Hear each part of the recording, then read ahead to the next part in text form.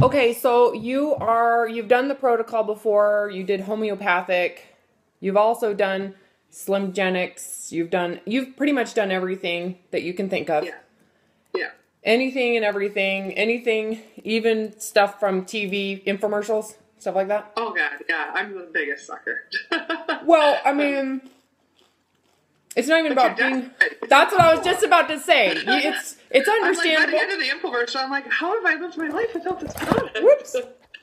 Okay, I was just about to say, it's understandable, right? Wouldn't anybody under the desperation do the same thing, right? Yeah. I'm going to turn this. Okay, that's way better. Okay. So, and you're 33 years old. Yep. And you were telling me that you've been dieting since how old? I think 4th grade. Since 4th grade. So, that tells me your mom put you on a diet. Your mom or your dad? Well, I remember I woke up in the middle of the night and I'm like, I'm fat. And I couldn't sleep. And then I... how old were you? I think I was in 4th grade. I don't remember what age, and I remember. Okay, so you were... I distinctly remember this moment. I went to my mom the next morning and said, I'm not going to eat for a couple days because I'm too fat. And she was like, no, Did your mom diet? Did she diet?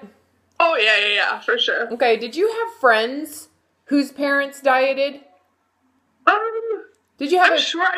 I feel like it was like the 80s was like the Weight Watchers revolution. And yes, it was. People were... Like, everyone's mom was on Weight Watchers. And yeah, I'm doing Jane Fonda's workouts. Yeah, I got the Thigh Master. I mean, I started buying stuff when I was young. Okay, so it's not like you... I think we need to be clear on this. You were in 4th grade when you realized that your body didn't reach... Or, I mean, in 4th grade, you have a child's body, but... That there are cultural standards that we as girls have to meet. And you became aware that it's important for us to look the right way. Yeah. And I'm a tall girl. So I was always bigger than all the boys. And especially at that age, girls grow a lot taller. And I was just a bigger person, and it's... Yeah, you're 6 foot tall, right? Yeah. Do you feel like you're trying to diet yourself shorter? I think I didn't like being tall for a long time. Now I, totally dig it, but it was, and it was great for sports. I always played sports. I always played basketball, volleyball, and, I love that I could, I still play volleyball. And you probably and had people are scared of me, and I like that. But, and you probably had a lot of positive reinforcement in this athletic arena. Yeah, totally. And now that I'm older, I can realize that it's a great name. I'm a photographer. It's a good angle, there's a lot of great things about it, and I'm happy that I'm tall. But it took a long time to get to the fact that I was like, oh, I'm happy about this. It was not something I loved. It's like coming to grips with reality and what you can and cannot change about the body you're in. Okay. Yeah.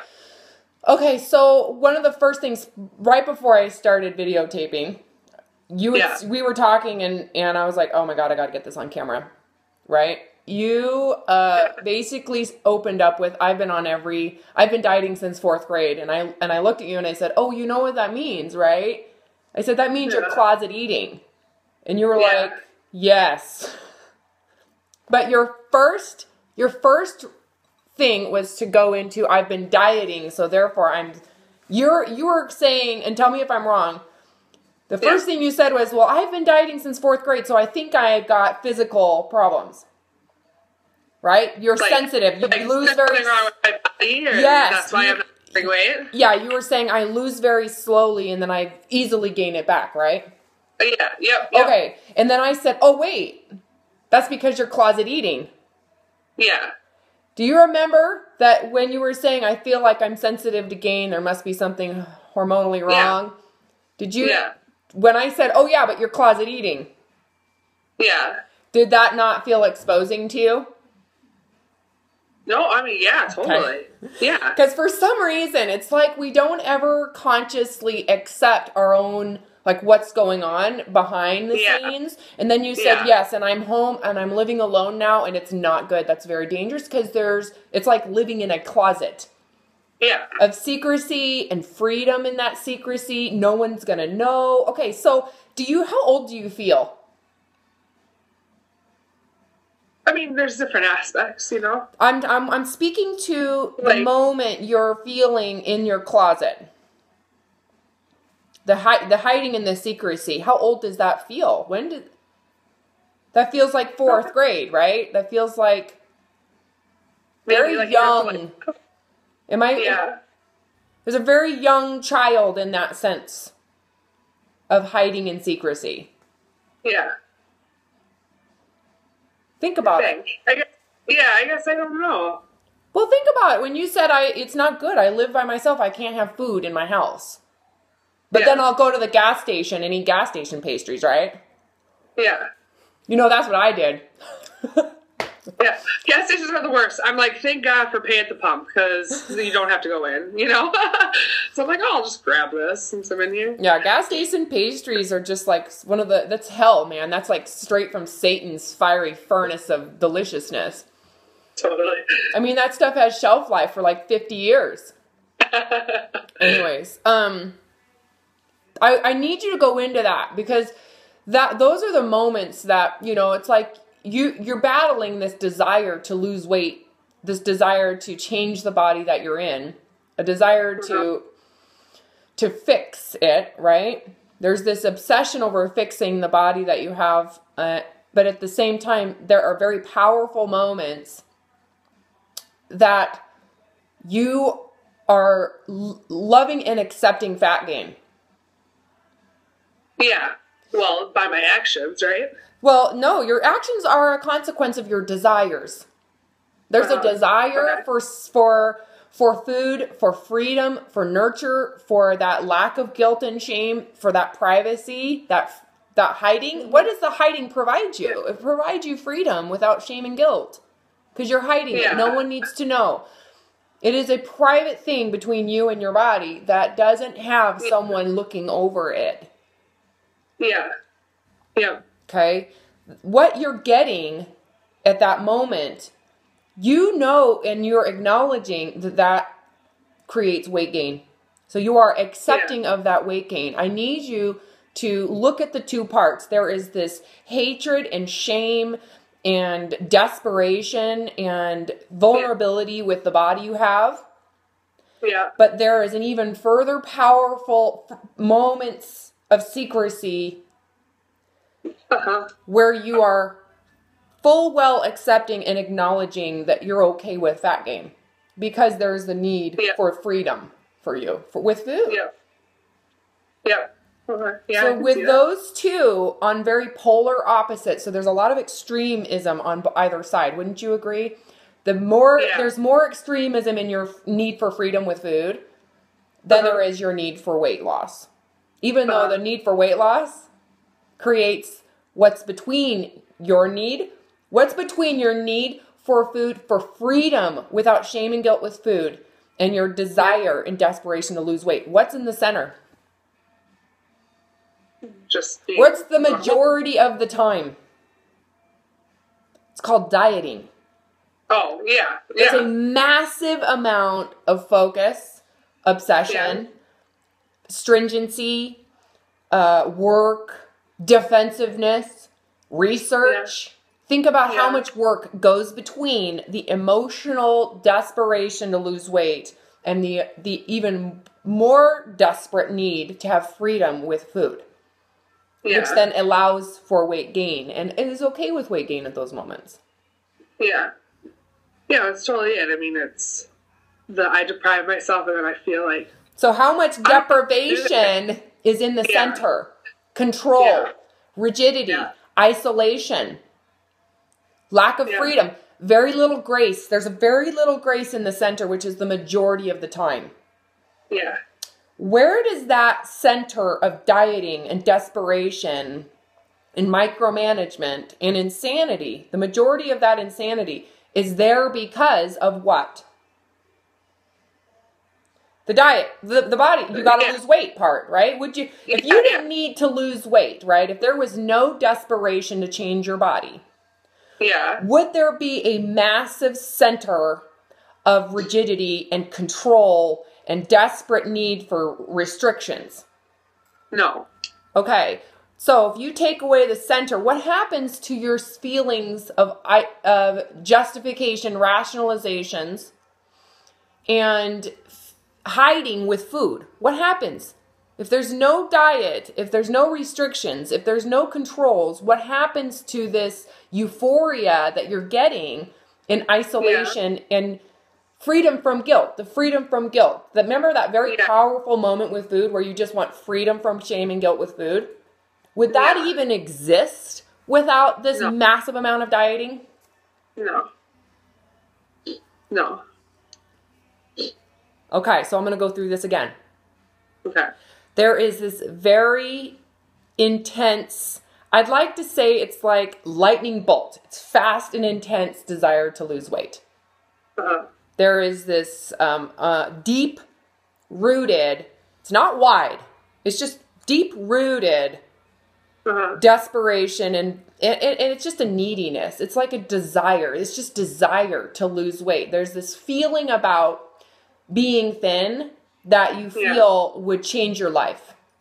If I was thin, I would feel popular, controlled, accepted, accomplished. I would feel adequate. I would feel totally worthy of love. I would feel worthy of attention, positive attention. I would think about all those emotions that you feel when you say, I just have to lose this weight. What are those emotions for you? They're, loved. I think loved is big, or like, to be loved, and to be accepted. And... I was just about to say accepted. So I think that's the feeling you felt you were void of when you started thinking you needed to diet. You felt unaccepted. Were you bullied as a child?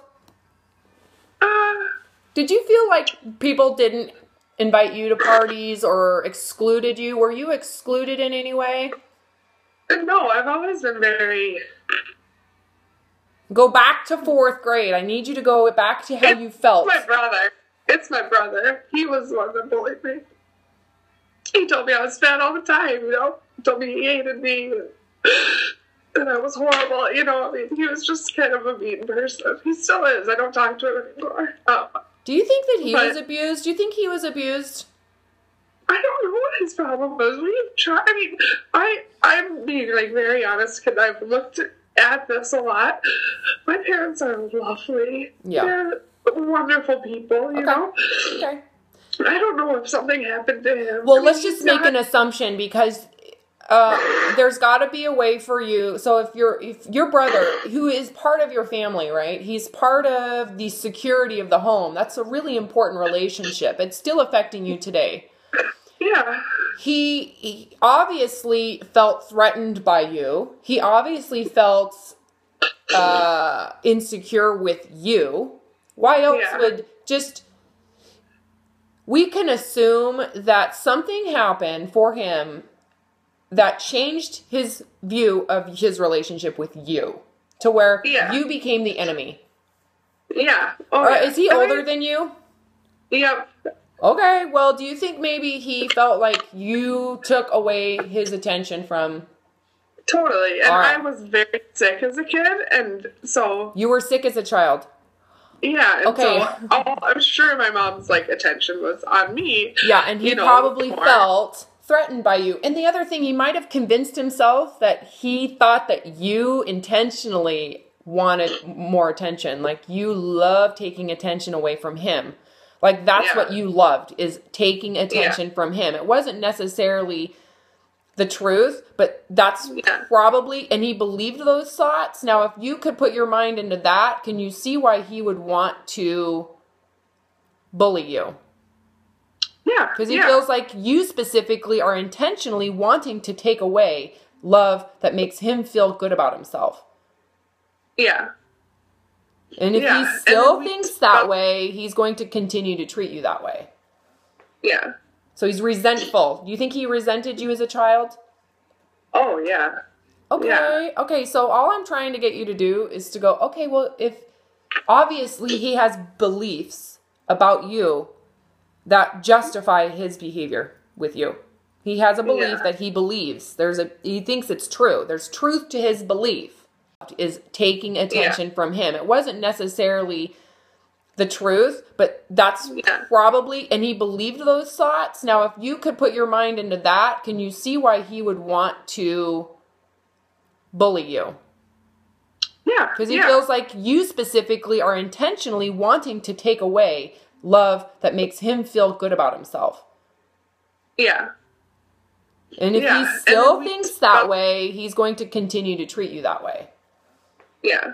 So he's resentful. Do you think he resented you as a child? Oh, yeah. Okay. Yeah. Okay, so all I'm trying to get you to do is to go, okay, well, if obviously he has beliefs about you that justify his behavior with you. He has a belief that he believes. He thinks it's true. There's truth to his belief. Yeah. If you believed that it was truthful as well, I mean, don't you act upon your beliefs that you think are truthful? Totally, yeah. Okay, and don't you justify and rationalize negative behavior or not liking someone? Haven't you in the past, you may not now, but in the past, justify and rationalize being mean or being hurtful or taking something or doing whatever it is? There's got to where you feel it's okay. It's justified. It's actually an equal. It's called vindication. Have you never vindicated in your life? Yeah, I would say mostly towards my brother, probably, is where I feel that. Okay, well, then there's a mirror opposite. So anytime you've done that, that's validating his truth, his belief about you. Yep. So the best thing you can do at this point is try to understand his behavior so it's not as powerful. Yeah. And in some way you can have compassion and forgiveness for him. Yeah. And maybe I'm trying to work on forgiving him. It's a process. The reason why it's a process is because there are parts of you that don't want to understand. Because you're playing the victim. There's something you're getting out of being a victim. It makes you it's a really bizarre game that we play, but if you want to stop being a victim, you have to really try to have compassion and understanding for why he treated you that way. To where you under the same beliefs and context would have done the same thing to him. Okay, yeah, that's good. Well, that's the only way to really forgive. A lot of people think, you just forgive and forget. That is not forgiveness. I'm sorry. Yeah. True forgiveness comes from having an incredible amount of humility and compassion to where you fully understand and can acknowledge that you would have done the same thing. Under the context, that's the key. Can you find the context that he's using that would validate his behavior? Yeah, I mean, I guess I could try. Well, that's the only route out of it. So, for my scenario, I was raped. Okay, multiple times. Not just once. Okay, so under the view that I was raised in, right, because it's not clear rape, right? There's date rape. There's all sorts of things that make you feel that it's your fault. Most women believe it's their fault. You want to know why? Because there is a part of it that they played a part in. So, for example, I never said no. I never said stop.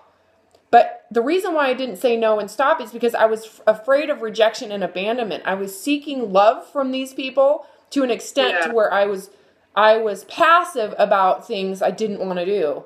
So it was a very quiet psychological raping within my own head. So is it fair to then say you boys raped me even though I was crying, I was upset? How do I forgive these 19-year-old boys? Yeah. You have to find compassion for them? Yes, I have to get into the mindset of a 19-year-old boy. Yeah. And go, okay, well, how does a person put a girl in this position? How does this 19-year-old boy bring a friend in the room, give him permission to have sex with me, right? So I'm having a relationship with one guy. He decides that his friend should have access as well. So they just want to have group sex with me. And they obviously thought I was a slut. Right? Yeah. How do I have compassion for that? Yeah.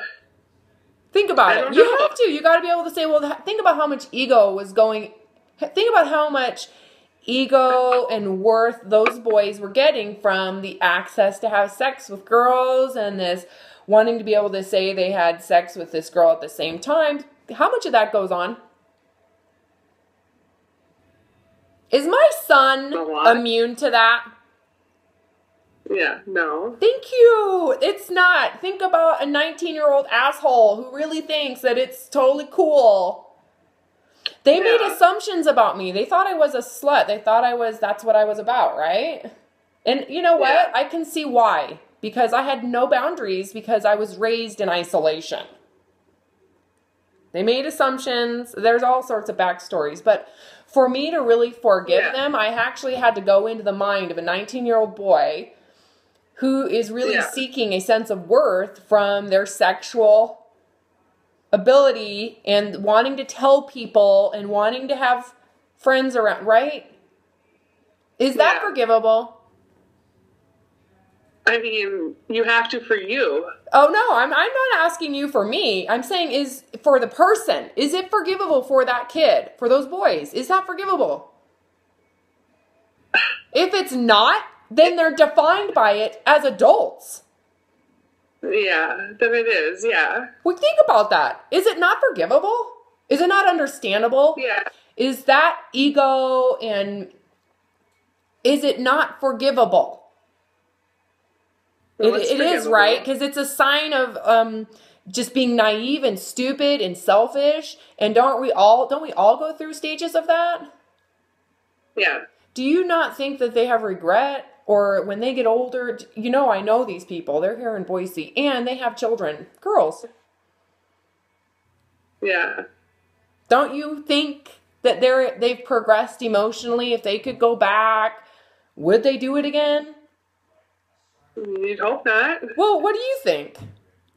No. I would agree. I mean, it's okay to admit that people do grow and progress and they don't stay stuck. I mean, some people do stay stuck, that's for sure. That's why they're in jail or they're insane or whatever. It's no different than you doing what you're doing to your body for 30 years. Yeah. You know what I mean?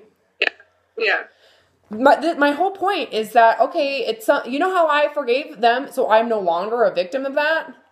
I had to actually go, oh my gosh, that is so understandable. That type of pressure and that type of game that they were playing and what was feeding their sense of worth in that small period of time in their life is understandable. And I guarantee they have regrets that I wouldn't want them to be defined by. If I could talk to them today, I'd be like, you know what? You guys, it's so understandable. Doesn't mean that I'm saying it's okay and we should all do it again.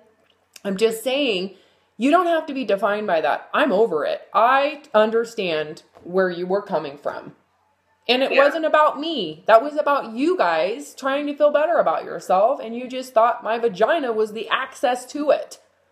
Yeah. Didn't matter what face was on the body. It really didn't matter to them.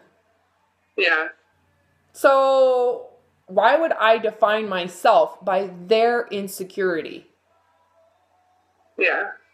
Am I attached to that at this point? Do I still have that trauma? Because you can imagine it was extremely traumatic because I was so afraid of rejection and abandonment. And when I started crying, they started mocking me. Why would they mock me? Because they felt bad. Yeah. To feel guilt is not good. No one wants to feel shame and guilt. So how did they protect themselves from shame and guilt in front of each other? Yeah. Yeah, they just... Totally understandable why they would start mocking me and making me feel like I failed in some way, right? Can you imagine the trauma on my side prior to the understanding? Yeah. Oh, yeah, for sure. It's extremely traumatic. Yeah. There was a lot of shame. They were just like, psh. Just seriously think about it. So, for me and you can imagine within days is when I started having psychological control problems. I wanted to control my sense of insecurity. I had these crazy bouts of anxiety and fear. I wanted to isolate myself because they were in the athletic department.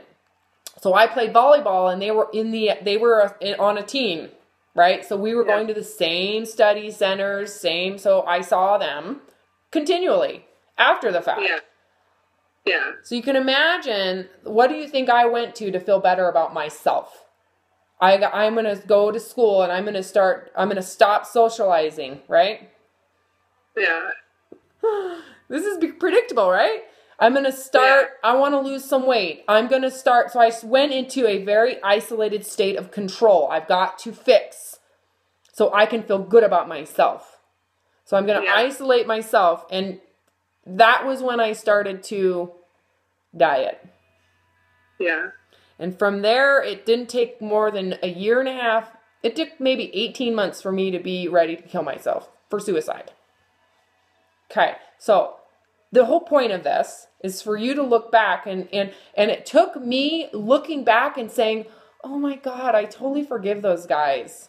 I totally understand what's going on. And if it was my son, who is not immune to that cultural crazy at that period of time in their life, I believe it is forgivable. It's understandable and it's forgivable. And I know those guys, even if they weren't aware of how hard it was for me, do you think they had any idea the type of trauma they infringed on my brain? No. They probably still don't have a clue, right? If they did, they probably wouldn't have, you know what I'm saying? Do they even need me to forgive them? Yeah, probably not. No, they don't. They don't need my forgiveness. But guess who needs to forgive them? Yeah, you. Yeah, so otherwise, I'm doomed to be that victim. I'm doomed to feel scarred for life, and I'm doomed to blame them for the eventual desire to commit suicide, the eventual almost suicide. I could just blame them for it, right? Because it's their fault, and I could still be in that diseased state of mind. But you know what?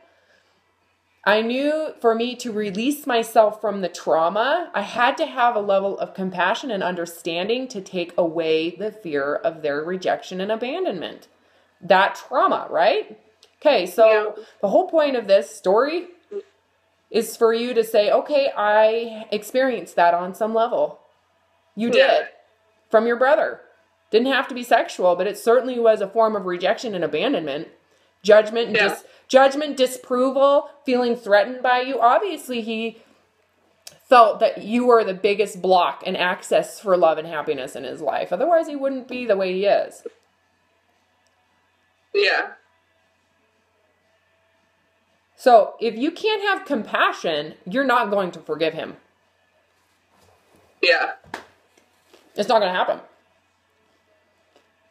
I know that was a big chunk of time, but that's really, really important. The fact that you're kind of getting the grips of, okay, where does this stem from? Why did you start thinking that you were fat and needed to lose weight? What did that sense, being thin, right? Was it proving him wrong? Was it trying to get him to like you? Was it just you trying to feel like you have some sense of control emotionally in your own family? Yeah, probably all of it. And you are still to this day seeking that feeling through the body. So I want you to think about that feeling that you had at that young age. Notice that it's still here today. It's the same exact feeling. Yeah. Am I right or wrong? No, I think you're right. I mean, you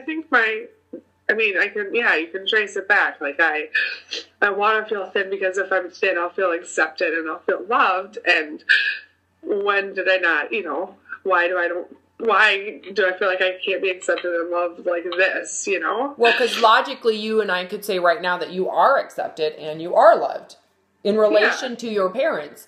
But that's not where the problem exists. Yeah. And not even with your brother, because on some level, I'm pretty sure as an adult, you've detached from him to where you're just like, ah.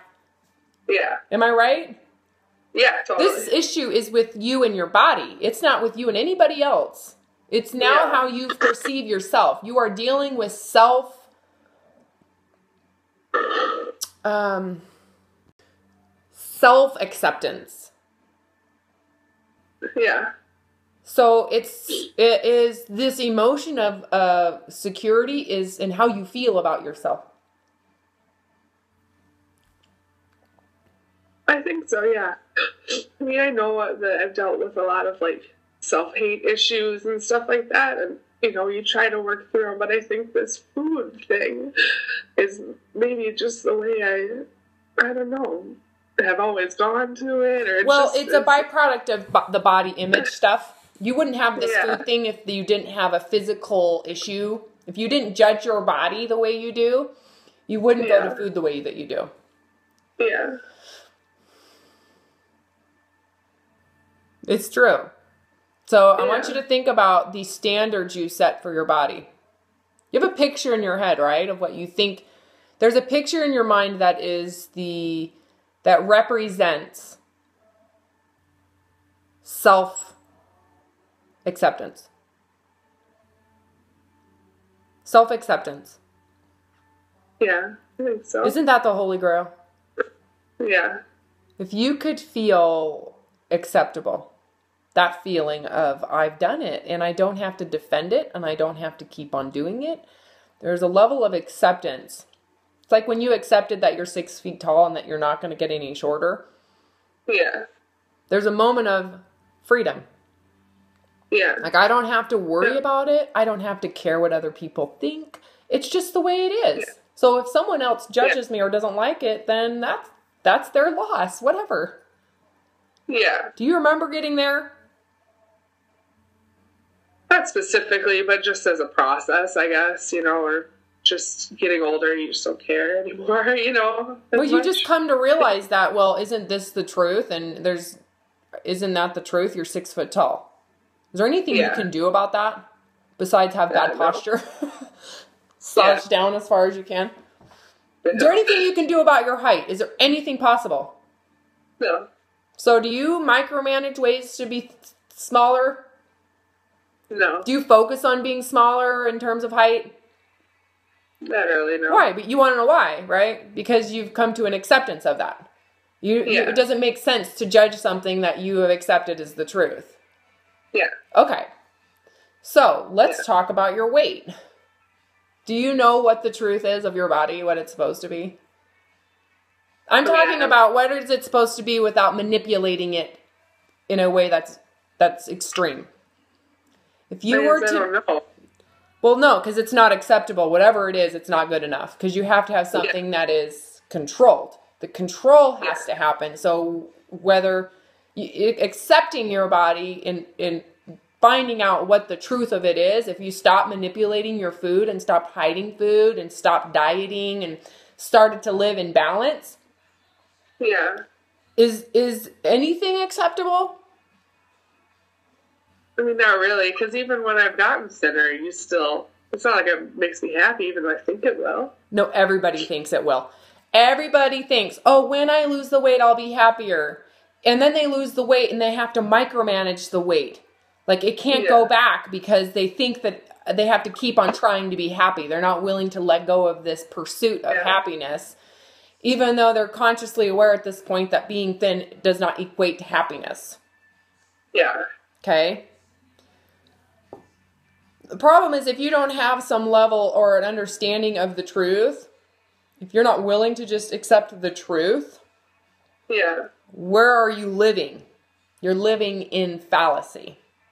Yeah. So if you don't have a conscious idea of what is realistic for your body, you're doomed to live in a fantasy world of diet matrix. You're doomed. So when you were in 4th grade, what if I were sitting next to your bed and I said, this is the body that you have, and regardless of what anybody thinks, this is your body.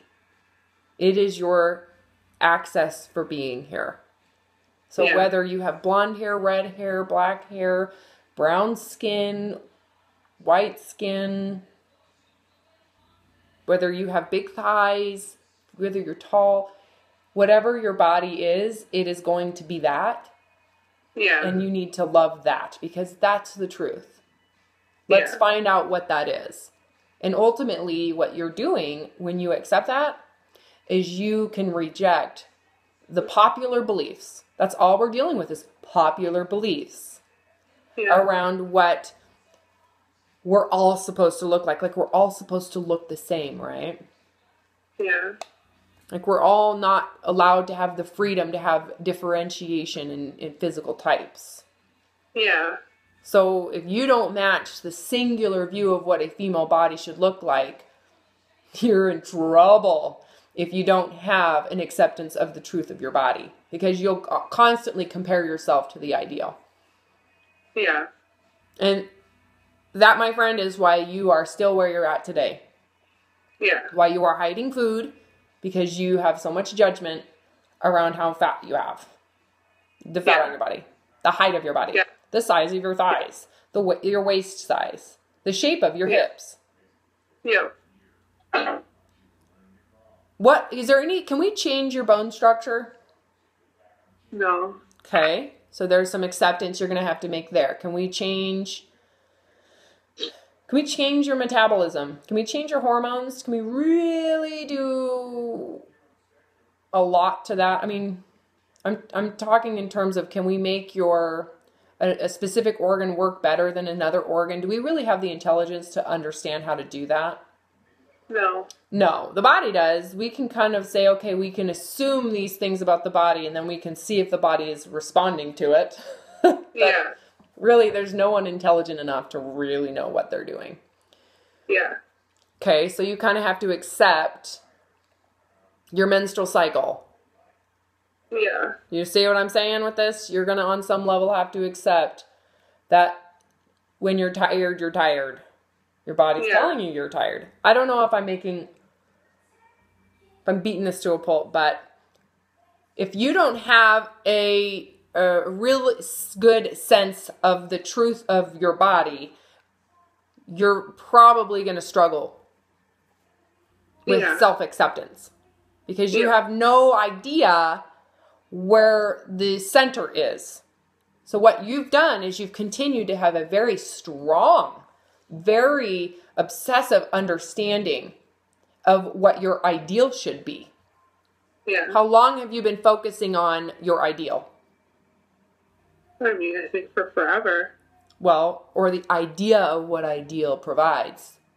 Yeah. Yeah, exactly. Yeah. Right? You have a very strong sense of what that is. What number you need to weigh, what size your waist needs to be, what size your clothes needs to be. You have, are an expert on that. But are you an expert on the reality of the body? Yes, not really. Well, can you see where that might be a problem? Because if you don't have a sense of reality, then where are you getting your motivation? How are you regulating your desires for what the body should be? If you don't have a sense of reality or truth around your body's makeup, how are you coming to your goals physically? Yeah, I don't know. How is it ever going to work if you don't have a sense of the boundaries of the body's truth? Because there are truth boundaries, like you're 6 foot tall. Yeah. There's that is like, can we adjust that? Well, we can slouch and maybe drop it 2 inches, or we can try to extend and get increase an inch. There's a boundary of what's realistic within how tall you are. Yeah. Okay. So the same thing needs to go with the way your body shape and size. You need to get a real good grasp of the truth. What that threatens, if you have an acceptance for a truth around what your body's natural state is today, not what it would have been in 4th grade, 5th grade. I'm talking about 33 years old today. What is a realistic range? Okay. If you can get a good grasp of that, then what that does is it threatens your beliefs around what a perfect body will provide you. Or at least it allows you to grieve the fact that your expectations were far off the mark. They were never going to be attainable. So you can at least adjust your expectations to something realistic.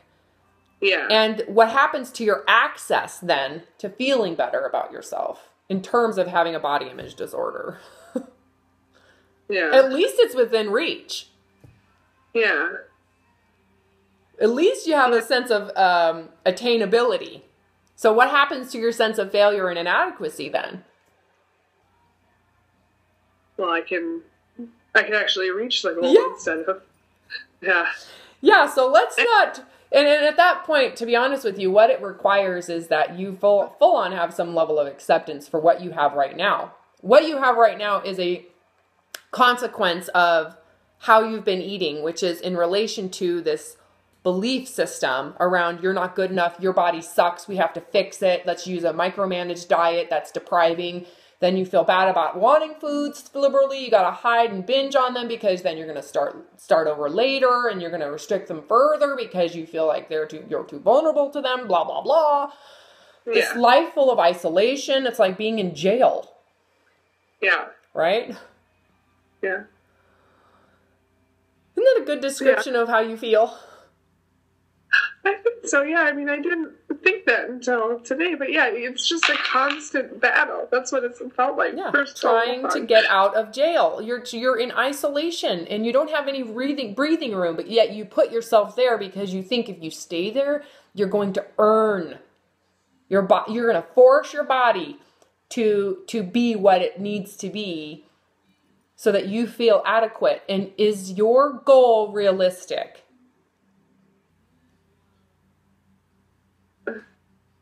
I mean, are you asking, like, do you think the goal of what I want to be is realistic? Or just is my head realistic? Is your head realistic? I think the logical side of me could be like, you get to this way, this is healthy, blah, blah, blah, but it doesn't ever solve what you're looking for. Yeah. So is it realistic to even say that a certain weight is going to make you feel better? No. That's what I meant. I'm like, is this even realistic? Because what you're thinking is real is the emotion that you assume come with a thinner body. So the question is, if you, for example, if you kept your beliefs, and I gave you my body, what would you do with it? Be so happy. No, really? Really? Because that's crazy you just said that. No, think about your beliefs. It's sad because I always think, oh, what would life have been like if I was her? You know, like, how great would that have been? Well, you know? You're making a presumption about how awful your life has been. Yeah. You need a dose of reality is what you need. Have you never had anything really god-awful happen to you? I mean, no, not really. Okay, well, that I think might be your problem. Maybe you need to be abused. So then maybe you can have a perspective around how god-awful your life really is. Yeah. Now, it's relative. Your brain, right? Your brain is not reacting no different to someone who perceives something god-awful as god-awful, right? To you, it was god-awful. That's legitimate, right? Yeah. But what happens for people is they need things worse to happen for them to go, God, that was easy. So this is a byproduct of isolation from vulnerability, too. What happens is your brain closes in on what it's capable of handling. So the little things actually feel bigger than they would to someone else who's had a lot more experience with hardship. Yeah. So it's all relative, right? I do know this, that the more hardship you actually have, the truth, like real truthful hardship, the better your perspective gets. This is why when I have patients in here who are in their 50s and 60s, they really have a much broader understanding of what they should be expecting out of life versus younger patients who don't have a whole lot of disruption, who emotionally are in worse positions.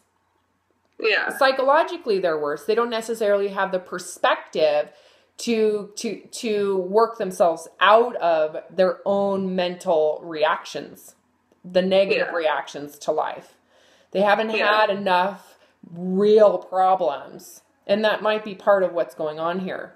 So when you look at someone else, go, oh, I wish I was her. So you're believing a delusion that if you had a better body, the delusion of grandeur, meaning that you're a better person, you're a happier person, you have these feelings of grandeur, like that's what creates a better life. You think that it actually comes through your flesh, like your flesh is an improvement upon your soul, right? So do you tell me this? So if you get in a car wreck and lose your legs, does that mean you're half of a soul or half worth? No, Whoa, hold on. What are you talking about? Didn't you just say that if you had a thinner body that you're having more grandeur? Well, if we get rid of your legs, that's you're going to weigh less. Yeah. Isn't that grandeur to you in terms of weight and size? Yeah. What's the difference? I mean, yeah. It equates on the math, it equates mathematically what you're saying. What's the difference? What's wrong with that? Do you know there's plenty of people, right, that actually don't have limbs and they're so happy. They found a way. There's number one, there's acceptance. Yeah. And they want a happy life. That's what they're seeking. So what do they have to do to create a sense of freedom?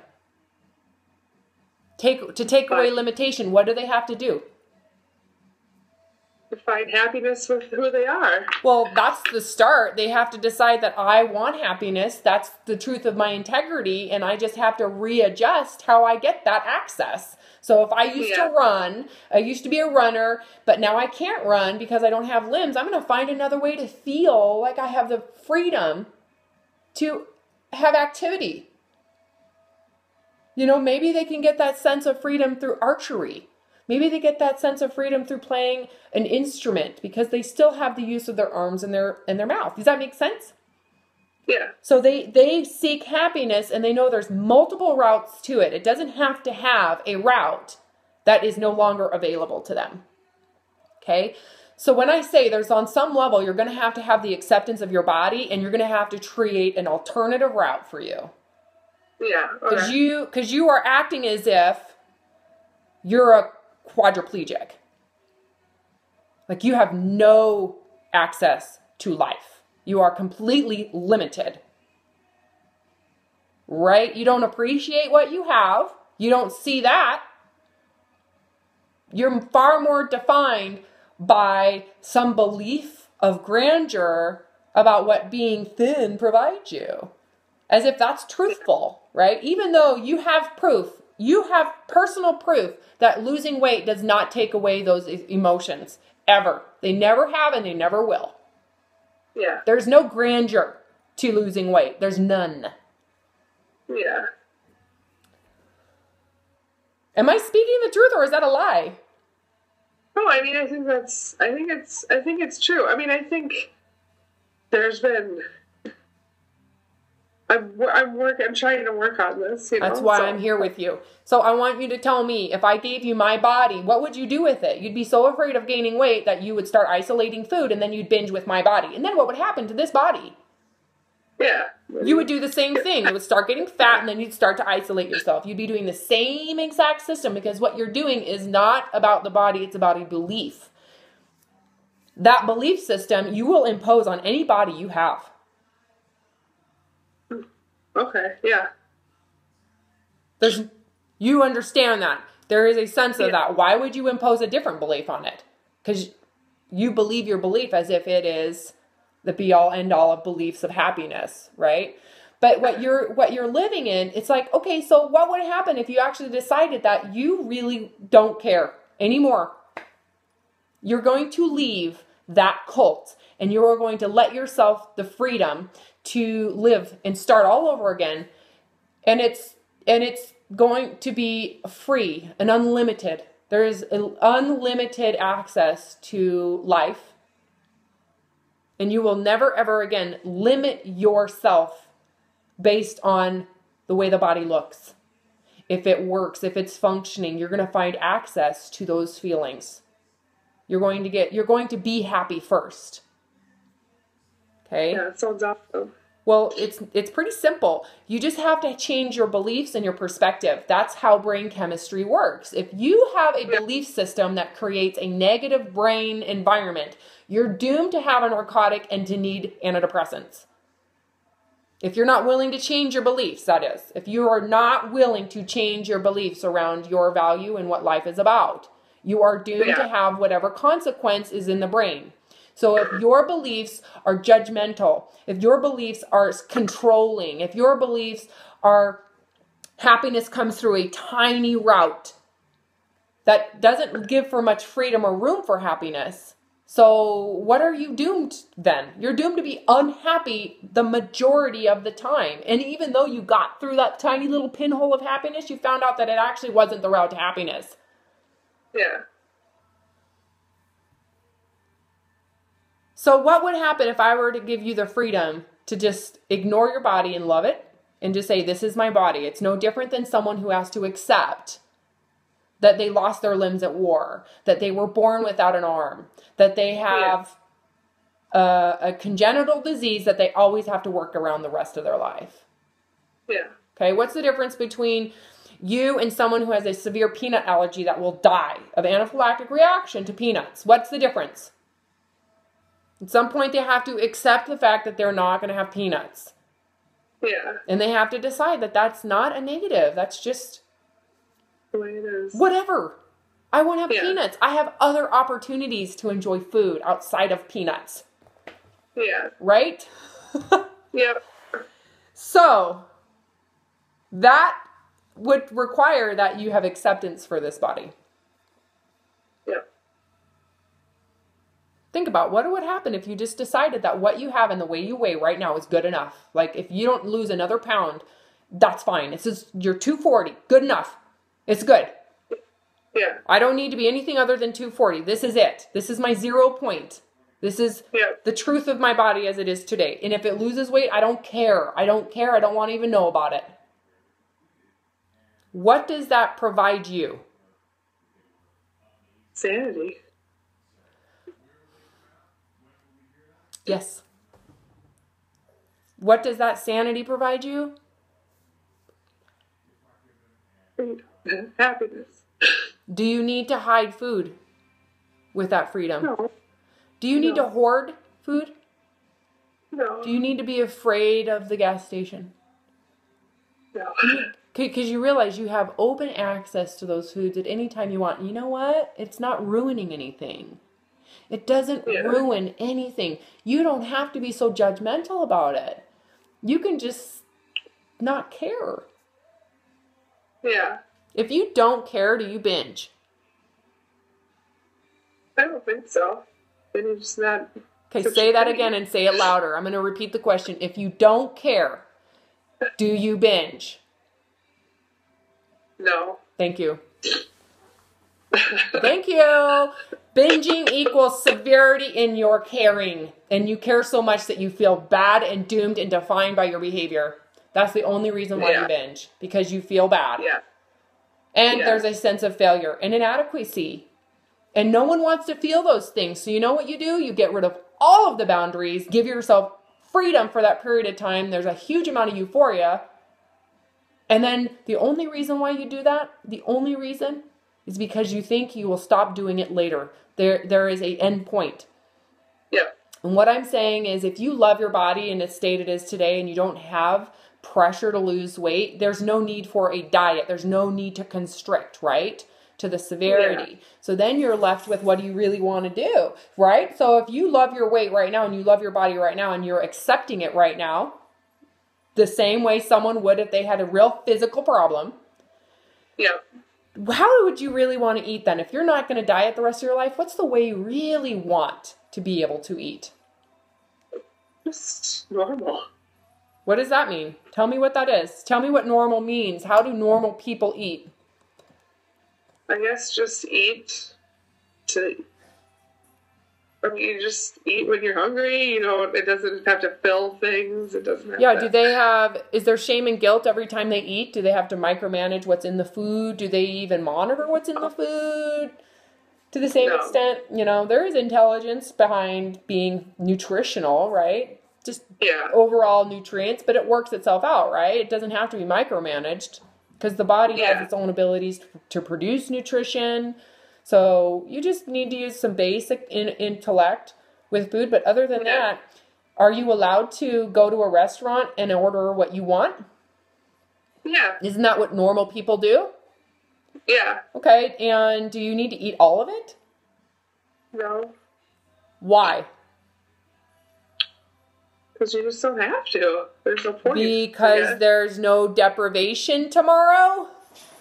Yeah. There's no sense of deprivation. What happens then? You feel you're really surrounded in abundance, right? So is there any panic about getting rid of it and hiding it and putting it away? You're not hoarding. You're not like a freaking squirrel right before the winter. You're actually just like, it's abundant. When I'm hungry, I'll eat it. Yeah. I don't have to eat the whole thing. The joy was in the fact that I ordered what I wanted freely without shame and guilt, and it was good. Yeah. And it was palatable. It tasted wonderful. Yeah. Right? Yeah. Right. I think you need to live in that freedom for a while. Yeah, that'd be awesome. I mean, would you be willing to do that right now? Yeah, for sure. So what I'm basically saying is you are allowed to eat anything you want for at least 2 weeks. Let's give it 2 weeks. And you're not allowed to worry about losing weight, and you're not, in fact, what I would recommend is just assume you're going to gain 10 pounds from this, because that's the risk, right, of eating freely. Yeah. But don't you want to know the truth? I mean, really, does your body, if you don't binge, does your body really gain weight so quickly? No. Well, you're saying that, but you need to have a tangible experience to say, no, it doesn't. Actually, I've lost weight. My body naturally loses weight when I listen to it. And that may not happen. And I don't want you to expect that. But don't you want to find out the truth? If you eat like a normal person, right? Yeah. If you were allowed to be comfortable in your skin right this second and to accept it as whatever it is today, no different than someone who had a seriously severe problem, right? You come to an acceptance and you say, okay, my goal is to be happy and to want to live, and I'm allowed to do that with this body. So there's no diet, there's no point in micromanaging your food. It's like saying, why would you try to get shorter when you've accepted 6 foot tall? Now you have the freedom to not be concerned about it. And to take advantage of it as a photographer, right? Making sense? Now you can actually use it to your advantage because you see that it has benefits. Yeah. Okay, that's where we want you to be. Okay? So here's the challenge. You are to eat freely. No shame, no guilt. You can eat anything you want. What that does is it allows you to actually observe the palatability of food, the pleasure of food, without shame and guilt. So you feel satisfied off of just a very little bit in the fact that you're no longer having shame, guilt, and fear over the palate of the food. What would happen if you were allowed to eat the food pleasurably with no shame and guilt? I don't know. It would just be fulfilling, I guess. Well, let's look at it this way. When there's been shame and guilt for you, you're eating something that you feel is bad. You're eating something that has broken your rules. What happens to the speed that you eat it? Fast, It kind of feels like hiding. Yeah. It's like you've done something wrong and you have to hide the evidence. Yeah. So you're not even tasting it. Yeah. So the euphoria doesn't even come from the flavor or taste. You know what the euphoria comes from? What? That you gave yourself liberty to eat it without shame and guilt. That's where euphoria comes from. You've given yourself permission to not have any boundaries, which removes the shame and the guilt. And because it's for a short period of time, there is this euphoric high that is only there because it's going to go away. If you were to give yourself freedom and access at all times, what happens to the euphoria? Well, it doesn't come from that. Well, what happens? Is there euphoria if I said to you, because right before a binge, you're giving yourself freedom to eat anything you want, right? In any quantity.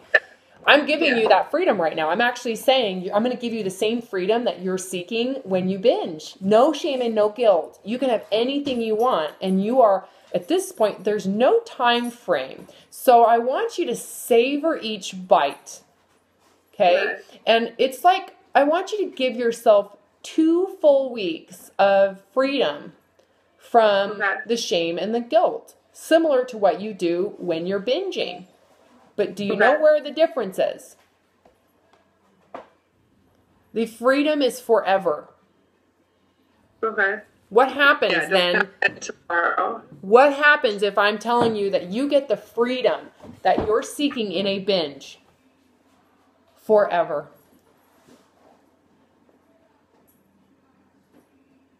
It's nice. Do you get picky? Now can you tell that, well, maybe you'd be picky and choosy? Yeah. Maybe those pastries at the gas station, is that really what you want? Or would you be a little bit more discriminative about what you're eating? Yeah. Because remember, you have it forever. This is like a binge that goes on for the rest of your life. Yeah. So now you have time on your hand. We're going to use the paradigm of time, because what happens with a real binge is time is short. So there is a level of force because you don't have time. There is an end point, and that end point comes with more restriction. So if I'm telling you you're going to get the freedom of your binge, but there's no time constraint and there is no limit. Yeah, then you slow down. And what you do, see, now I'm taking you through this. You already know this. You're saying, yes, you do. You slow down. And what happens to the choice in this next meal you're going to eat today? Is it a gas station pastry, or is it something much richer? Yeah. Where each bite is just like, you get to savor it. You don't have to shove it in, okay? Yeah. Each bite is I want you to taste it. I want you to get the full pleasure of every single bite. Remember, no shame and guilt, because it's like a binge. No shame, guilt, no limits. Okay. Okay, so then what happens to the quantity of what you're eating? Do you need to get as physically ill? Because the physical illness of a binge isn't necessarily what a binger's looking for. What they're really looking for is to feel completely like they got everything they needed to get in to feel that it was worth it. And then there's all this, you feel like shit, right? Yeah, physically, totally. And you're like, oh, crap. That's when more shame and guilt comes in, because you literally mutilated the body. But you know what? Who cares? Because you got to get in as much as you can in that short period of time, because you're not going to have access to that freedom again without shame and guilt. Yeah. So if it is a forever binge freedom, okay. What happens? I want you to think about, what would you want to have for lunch today? What sounds really good? What's something that would hit your tongue like love? Is it tacos, enchiladas? Is it sushi? Is it just bacon and eggs? Biscuits and gravy? What is it? Sid, I'm sorry. My dog is like, will you look at me? Here you go, buddy. Yeah. It's like, what about me? Sorry. I want to tell you what I want to have for lunch. I want to know. What is it? Oh, no, I was saying that was what your dog was saying to you. No, I don't know. I mean, honestly, there's a turkey sandwich, pancakes, bacon. I don't know. All sounds good. Okay, well, let's make this decision. I want you to think right now. Where do you want to go to lunch?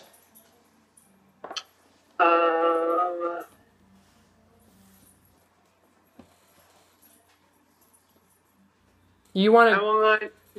What? I was going to say, you want a greasy cheeseburger? Do you want chicken Alfredo? Is it Italian? Is it savory? No, I think I want the turkey sandwich from the place that's next to my studio. Okay, and what are you going to put on it? Cheese. Remember, you want full pleasure in each bite. So mayonnaise. Yeah. Oh, I hate mayo. No. Okay, see, this is telling the truth. So cheese and turkey, and what type of bread? Sourdough? What is it? Is it toasted? Is it focaccia? What is it? Yeah, it's like a toasted hot hoagie sandwich. Okay, and I want you to order it, and I want you to give yourself as much access to pleasure in that hoagie as possible. Will you shush it? Okay. And the goal for you is you got to wait though. This is the only boundary to this binge fest is you have to wait till you're hungry. Like really, actually, I'm hungry for sure. Okay. Then you're allowed to have a guilt-free access to anything you want. Okay. But you're only allowed to eat until that hunger is removed. Confident. Just confident removal. We don't want you getting full. Then your binge can continue when you're hungry again. And you have free access. And remember, this goes on forever. So you don't have a time constraint. You don't have to get all of it in at one time. You can actually do it each time you're hungry. Okay? So it's like a binge regulated by hunger. Okay. Will you stop it? Come here. You want to? Here, sorry. No, it's okay. He just, you know what? I've got some sourdough toast with butter. I'm sure it's... Okay. How does that sound for you? And then let's just do that. Let's do it for a couple weeks and let's see how you feel. And remember, I want you to do this in public. I want you to do it with a plate. I want you to make it really special. Okay. Do not weigh yourself. Do not monitor your size. Don't do anything like that. Just remember, you're accepting your body and you're going to find out what it does because ultimately, don't you want to know the truth of that? Yeah. You know what? I'm done with you.